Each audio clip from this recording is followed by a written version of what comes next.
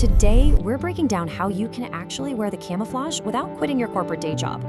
You want to serve your country, but you also have a demanding civilian career? Guess what? You can totally do both. The Territorial Army offers this insane dual life.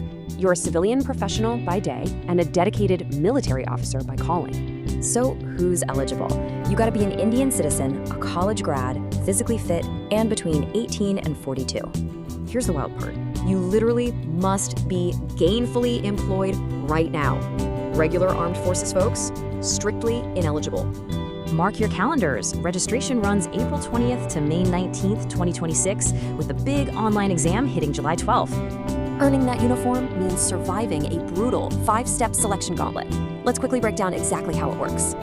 Step 1, submit your online application by May 19th. Pick 3 exam centers and pay the 500 rupee fee.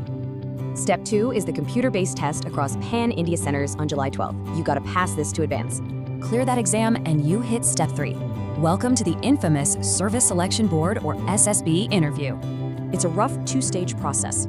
Fail the psychological and intelligence test on day 1, you're sent home immediately.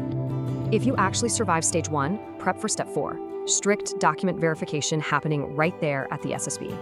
You need tax returns and, crucially, a no-objection certificate from your boss. This literally bridges your 2 worlds. Competition is crazy fierce. With only 11 male and 1 female vacancy this entire cycle, only the elite survive. Make the final cut? Step 5 demands a mandatory 6-month pre-commission training before you earn your military rank. Complete that grueling training and you're officially commissioned into the Territorial Army as a full-fledged lieutenant. How cool! You know the gauntlet. Now tell me, will your next big promotion be in the boardroom or the battlefield?